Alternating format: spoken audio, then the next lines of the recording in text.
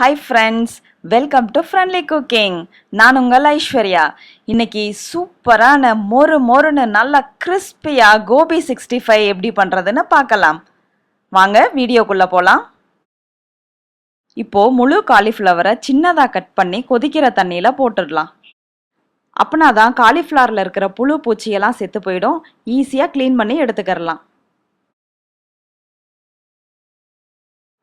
இப்போ ஒரு பவுல்ல 1 கப் கார்ன்ஃப்ளவர், 1/2 கப் அரிசி மாவு, 4 table spoon Kashmiri red chilli powder, 1 table spoon மிளகுத்தூள், 1 டேபிள் ஸ்பூன் உப்பு, இதெல்லாம் கொஞ்சம் கொஞ்சமா தண்ணி சேர்த்து பேட்டர் நல்லா திக்காவும் இல்லாம தின்னாவும் இல்லாம ரெடி பண்ணிக்கிறலாம்.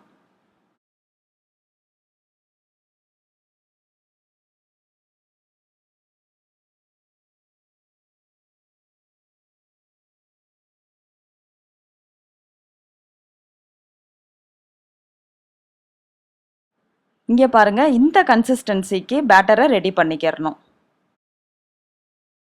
நம்ம ஏற்கனவே பாயில் பண்ணி வச்சிருக்கிற காலிஃப்ளவரை இந்த பேட்டரில் நல்லா கோட் ஆகுற மாதிரி மிக்ஸ் பண்ணி எடுத்துக்கிறலாம்.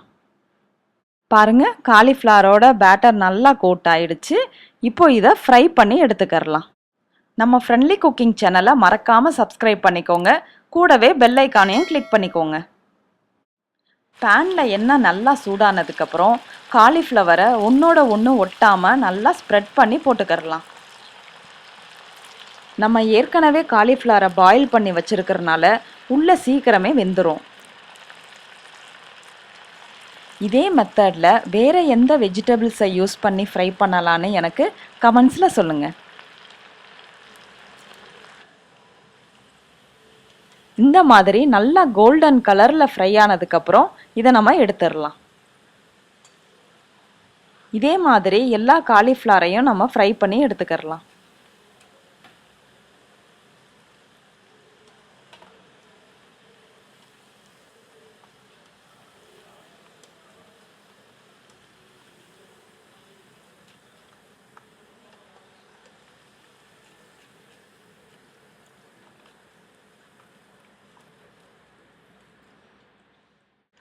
அதே எண்ணெயில் கொஞ்சமாக கருவேப்பிலையை ஃப்ரை பண்ணி போட்டால் இந்த டிஷ்ஷுக்கு நல்ல ஃப்ளேவரும் க்ரன்ச்சினஸும் கிடைக்கும்.